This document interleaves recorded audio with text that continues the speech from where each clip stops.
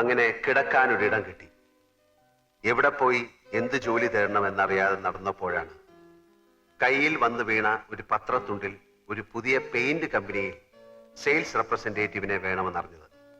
3000 രൂപ ശമ്പളം, ടൈ കെട്ടണം, ബെൽറ്റും ഷൂവും വേണം, എല്ലാം ഓക്കെ. പക്ഷെ ജോലി വേണമെങ്കിൽ സ്വന്തമായി ഒരു മോട്ടോർ സൈക്കിൾ ഉണ്ടാവണം. ഒന്ന് തൽക്കാലം വാടകയ്ക്കെടുത്ത് ജോലി സംഘടിപ്പിച്ചു. പക്ഷേ അതുകൊണ്ടായില്ല. നൂറിനോട് കാര്യം അവതരിപ്പിച്ചു. നിങ്ങൾ നിങ്ങളുടെ ഇഷ്ടം പോലെ ചെയ്. ബാപ്പ എങ്ങാനും അറിഞ്ഞാ അറിയാലോ. അറിയാ എന്റെ കരളെ. പറയാ ചതിക്കല്ലേ, സ്നേഹമുള്ളവളാ മൈമുന. എടാ നൂറെ, 5000 രൂപ കൊടുത്താൽ മാർവാടി ബൈക്ക് തരും. 2000 എന്റെ കയ്യിലുണ്ട്. ഇത് വെച്ച് 3000. ബൈക്കും ജോലിയും കയ്യിൽ.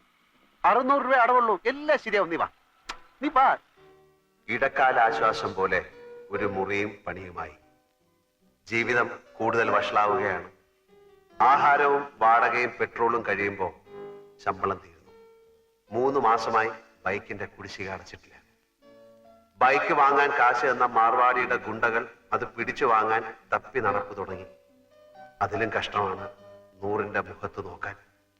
മൈമുനയുടെ 3000ന്റെ പലിശ കയറി വരുന്നു. പെയിന്റ് വിറ്റ് കിട്ടുന്ന കമ്മീഷൻ കൊണ്ട് ജീവിതം മുന്നോട്ട് പോകുന്ന ലക്ഷണമില്ല.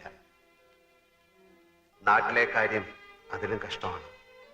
അങ്ങനെ ഇരിക്കെയാണ് കമ്പനിയുടെ സൂപ്പർവൈസർ ബാലൻ ഒരു പെയിന്റ് കട തുടങ്ങുന്ന കാര്യം പറഞ്ഞത്. എംപ്ലോയീസിന് കമ്പനി 90 ദിവസത്തെ സ്റ്റോക്ക് കടം തരും. കച്ചവടം കഴിഞ്ഞ് കാശ് കൊടുത്താൽ മതി. കട തുടങ്ങാനുള്ള കാശ് ബാങ്കിൽ നിന്ന് ലോൺ തരും. ചെറിയ തോതിൽ തുടങ്ങിയതാ ഞാൻ. ഇപ്പൊ എല്ലാ ചെലവും പോയിട്ട് മാസം 20,000 രൂപ എന്റെ പാക്കറ്റിൽ കിടക്കും. ഞാൻ ബാങ്കിൽ പോയി അന്വേഷിച്ചു, അപേക്ഷിച്ചു. 2 വർഷത്തേക്കെങ്കിലും സ്വന്തമായോ വാടകയ്ക്കോ ഒരു കട കയ്യിലുള്ളതായി കാണിച്ചാൽ ലോൺ തരാം എന്ന് സർദാർജി മാനേജർ പറഞ്ഞു. കൊടുക്കാന്ന് പറഞ്ഞിട്ട് മാസം 2ആയി. മാമ അറിഞ്ഞാൽ എന്റെ മയ്യത്തും ഓളം നിക്കാഹ് ഒരുമിച്ച് നടക്കും. എടാ, അതിപ്പോ ഞാൻ പണം കൊടുത്താലും നിന്റെ മയ്യത്തും അവളുടെ നിക്കാഹും ഒരു ദിവസം തന്നെ നടക്കും. നീ അയാളെ താങ്ങി നടക്കുന്നിടത്തോളം കാലം ഈ നിക്കാഹ് നടക്കില്ല. ഓളെ വേറെ ആരെങ്കിലും കെട്ടിക്കൊണ്ടു. ബേജാറാക്കുന്ന വർത്താനം പറയല്ലേ അപ്പൊ കുട്ട. നീ ഒരു കാര്യം ചെയ്യും, നീ ആ കട തൂത്തുവായിരുന്ന പണി നിർത്തിയിട്ട് സ്വന്തമായിട്ടൊരു കച്ചവടം തുടങ്ങാൻ നോക്ക്. അതിന് പണം വേണ്ടേ? ഉണ്ടാക്കണം. അതെങ്ങനെ? നീ എന്റെ കൂടെ നിൽക്കേ. ഞാനൊരു പെയിന്റ് കട തുടങ്ങാൻ പോവാണ്. ഒരു 4 ലക്ഷം രൂപയാവും. പണം കായ്ക്കുന്ന മരത്തെങ്കിലും നട്ടുപിടിപ്പിച്ചിട്ടുണ്ടെങ്കിൽ 4 ലക്ഷം. എടാ, ബാങ്ക് തരും. മാനേജറെ പോയി കണ്ടു. നല്ല അമ്പോറ്റി ഒരു സിംഗ് ലോണിനുള്ള ആപ്ലിക്കേഷൻ കൊടുത്തു. അടുത്ത ആഴ്ച കാശ് കിട്ടും. അപ്പൊ കുട്ടാ നമ്മളെ അങ്ങനെ മണ്ടനാക്കല്ലേ. നിനക്ക് എന്നെ വിശ്വാസം ഇല്ലെങ്കിൽ നീ എന്റെ കൂടെ വാ. ബാങ്ക് മാനേജറുടെ വായിന്ന് തന്നെയൊക്കെ 2 ലക്ഷം രൂപ ഡിപ്പോസിറ്റ് കൊടുത്താൽ 10 ലക്ഷം രൂപയുടെ സ്റ്റോക്ക് വരും. വിറ്റിട്ട് 3 മാസം കൊണ്ട് പൈസ തിരിച്ചു കൊടുത്താൽ മതി. കടയുടെ വാടക 1.25 ലക്ഷം രൂപ. പോയിട്ട് 75,000 25,000 വീട്ടിലേക്ക് അയച്ചു കൊടുത്താലും കുറെ നാളത്തേക്കുള്ള കേസും ഫീസും നടക്കും. ബാക്കി 50,000 15,000 കൊണ്ട് മറ്റേ മോട്ടോർ ബൈക്ക് മാറാടിയുടെ മുഖത്ത് വലിച്ചോണ്ട് കൊടുക്കും. ബാക്കി 35,000 15,000 കൊണ്ട് അന്തസ്സുള്ള വൃത്തിയായിട്ടൊരു സ്ഥലം താമസിക്കാൻ. അപ്പൊ മൈമനയുടെ 3000 അത് കൊടുക്കും. പോയിട്ട് 22,000. അത് ഞാൻ എന്ത് ചെയ്യുന്നറിയോ? കൊറേ കുപ്പായം വാങ്ങും, കൊറേ സിനിമകൾ. എടാ മണ്ട മുത്തപ്പ, അത് ഞാൻ നിനക്ക് തരും. ഒരു ജ്യൂസ് കട തുടങ്ങാൻ.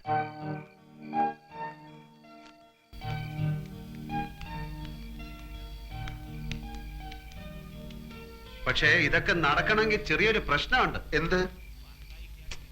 2 വർഷത്തെ കടവാടക മുൻകൂർ കൊടുത്താലേ ഈ ഓണർ വാടക ചീട്ട് എഴുതി തരൂ. അത് കാണിച്ചാലേ ലോൺ കിട്ടൂ. തിങ്കളാഴ്ച ലോൺ കിട്ടും. 5 ദിവസത്തേക്ക് ഒരു 1.25 ലക്ഷം രൂപ ലോൺ കിട്ടി. അപ്പൊ തന്നെ തിരിച്ചു കൊടുത്തേക്കാം. നിനക്കാരാ എത്ര ഉറുപ്പ്യ കടം തരിക? നീ വിചാരിച്ചാലേ നടക്കും. നീ വിചാരിച്ചാൽ അത് നടക്കും. അതെങ്ങനെ? നിന്റെ മാമ എടുത്ത് ചോദിച്ചാൽ. നടന്നു തന്നെ. ആളും തരവും മുതൽ നോക്കിയിട്ടാ മാമ കാശ് കൊടുക്കുക. നിനക്കാന്ന് പറഞ്ഞാൽ 10 ന്യായ പൈസ വരില്ല. എന്ത് കണ്ടിട്ടാ? എടേ, എനിക്ക് വേണ്ട. എന്റെ അളിയൻ രവീന്ദ്രൻ നായരല്ലേ, അയാൾക്ക് കൊടുത്താൽ മതി. അതെങ്ങനെ? ഞാൻ കാര്യങ്ങൾ വിശദമായിട്ട് പറയാം. നീ എന്റെ കൂടെ നിന്നാ മതി. ഇതൊന്നും എനിക്ക് വേണ്ടിയിട്ട് മാത്രമല്ല കേട്ടോ. മൈമുനയുടെ നിക്കാതെ നിന്റെ മയ്യത്ത് ഒരുമിച്ച് അടക്കാതിരിക്കാൻ കൂടി വേണ്ടിട്ടോ ഞാൻ ഇതൊക്കെ പറയുന്നത്. ഇതൊക്കെ എങ്ങനെ നടക്കും ആദ്യം പറ.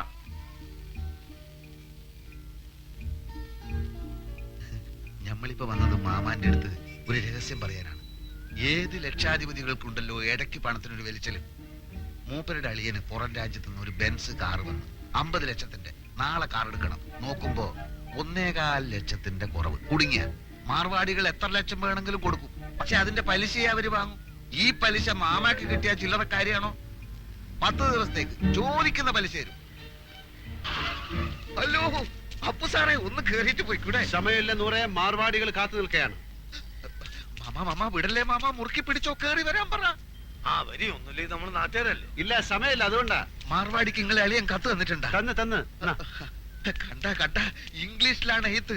പ്രിയ മാർവാടി കൊടു 1.25 ലക്ഷം അപ്പുക്കുട്ടന്. അല്ല, നിങ്ങൾ അളിയൻ എവിടാ പണി? ശരി, ഇന്ന എവിടാ താമസം? എല്ലാം ആ കാർഡിലുണ്ട്. എന്താ ചോദിക്കാൻ? അല്ല ഒന്നുമില്ല, അതിപ്പം എല്ലാം തുറന്ന് പറഞ്ഞോ മാമ. അത് അപ്പുക്കുട്ടൻ സാറേ, കണ്ട മാർവാടികൾക്ക് കൊടുക്കുന്ന പലിശ നമ്മുടെ മാമക്ക് കൊടുത്തൂടെ? അല്ല, അത് എന്നോട് ഇപ്പൊ ഇവിടെ ചായ കൊണ്ടുവരാൻ പറഞ്ഞു. കടന്നു പോലെ ഒത്ത് നിങ്ങൾ ചാവിടിക്ക്. അല്ലെങ്കിൽ ഈ 1.25 ലക്ഷത്തിന് മാറുപാടിക്ക് എന്ത് പലിശ കൊടുക്കും? അളിയന് പലിശ അല്ല പ്രശ്നം, കാര്യങ്ങൾ നല്ല വെട്ടിയും തീയും പോലെ നടക്കണം. പലിശ എത്ര വേണമെങ്കിലും കൊടുക്കും. 1.25 ലക്ഷം എടുത്ത് കൊടുക്കും മാമ. ഇവിടെ ഉദ്യോഗമോ ബിസിനസ്സോ ഇല്ലാത്ത ആൾക്കൊന്നും പണം കൊടുക്കൂല. ഒരു കാര്യം ചെയ്, ഞാൻ നാളെ നിങ്ങൾ അളിയന്റെ വീട്ടിലേക്ക് വരാം. നിങ്ങൾ അവിടെ ഉണ്ടാവുമല്ലോ. നാളെ ഞാൻ ഉണ്ടാവില്ല. ഞാൻ ഡൽഹി വരെ ഒന്ന് പോകും. അതെന്തിന്? ഒരാളെ കാണാൻ 3-4 ദിവസം കഴിഞ്ഞ് വരും. എന്റെ കല്ല് പഠിച്ചോനെ ബാപ്പ. നൂറേ, എടാ നൂറേ, എന്താ മാമ? എന്റെ കൂട്ടുകാരൻ പോവാണ്. 100 രൂപ. ഇല്ല, ഓൻ വരുന്നില്ല. ഓൻ ഇവിടെ പണിയുണ്ട്. നിങ്ങൾ പോയിക്കോളി. അപ്പൊ ശരി. ലേശം കാര്യം. എന്ത് കാര്യ മാമ? ഈ എന്തിനാണ് ഇപ്പൊ അർജന്റ് ആയിട്ട് അടുക്കളയിൽ പോയത്? കപ്പുണ്ടൊക്കെ? എടാ പ്രായം കഴിഞ്ഞ ഒരു പെൺകുട്ടിയില്ല അവത്ത്. എത്ര കിട്ടിയാലും പഠിക്കൂലെന്ന് വെച്ചാല്.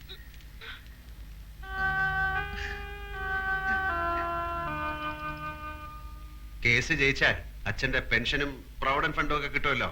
അപ്പൊ തിരിച്ചു കൊടുക്കാം. അതാ തൽക്കാലം കടം വാങ്ങാന്ന് വിചാരിച്ചത്.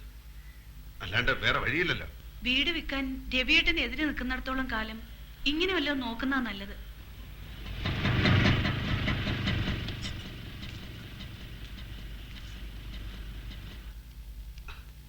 അവരെ കാണുന്നില്ലല്ലോ. 10:30 മണിക്ക് വരാന്ന് പറഞ്ഞ 2 ദിവസം ഞാൻ കുളിക്കുകയോ ഷേവ് ചെയ്യുകയോ ഒക്കെ ചെയ്തു. അതിനെന്താ, ചേട്ടൻ ഇവിടെ കുളിക്കാലോ. ആ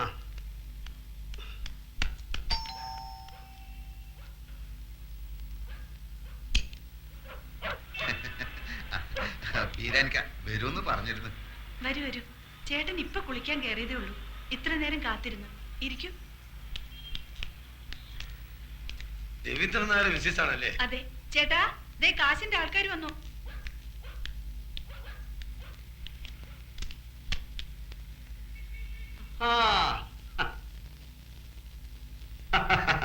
ബീരാനിക്കല്ലേ? ആ, ഇതാണ് ആള്.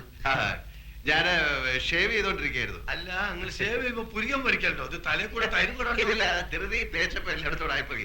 ഞാൻ ഓഫീസിൽ പോകാൻ ലേറ്റ് ആയി. നിങ്ങൾ വരുന്നുള്ളത് കൊണ്ട് ഞാൻ ഇപ്പൊ എളുപ്പം ധൃതി തേച്ചപ്പോ ലേറ്റ്. ഇല്ല, നമ്മൾ എത്ര വേണമെങ്കിലും രാഹുകാലത്തിന് 2.5 മിനിറ്റേ ബാക്കിയുള്ളൂ. ഞാൻ ബീരാനിക്കെ പോലെ ഒരു വലിയ മനുഷ്യന്റെ ആദ്യമായിട്ട് ക്യാഷ് വാങ്ങിക്കാമല്ലോ. അപ്പം നമുക്ക് ലേറ്റ് ആക്കട്ടെ, രാഹുകാലം തെറ്റിക്കാതെ. ഇതിലിപ്പോ തന്നെ ഒപ്പിട്ടേക്ക്. സത്യമുള്ള പൈസ ആയതുകൊണ്ട് പലിശ കുറച്ച് കൂടുന്നേ ഉള്ളൂ. ഇതാ. സാരമില്ല, ആവശ്യക്കാരന് ഔചിത്യം ഇല്ലല്ലോ. ഇവിടെ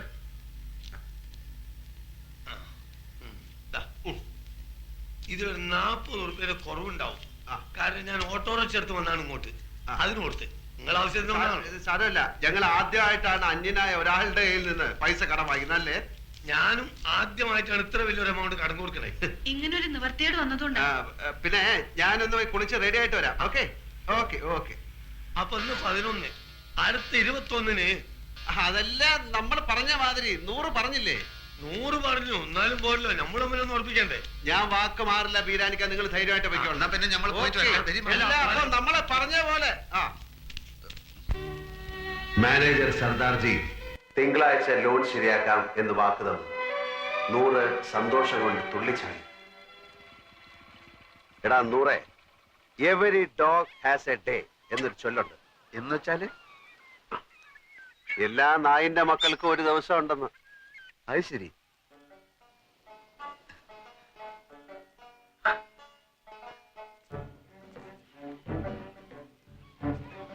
നൂറേ,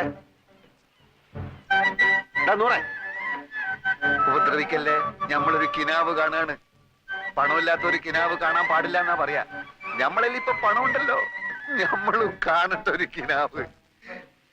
വലിയ നിധി കിട്ടിയവൻ കാണുന്നൊരു കിനാവ്, കിനാവ്, കിനാവ്. വലിയ പാദുഷമാര് കാണുന്നൊരു കിനാവ്, കിനാവ്, കിനാവ്.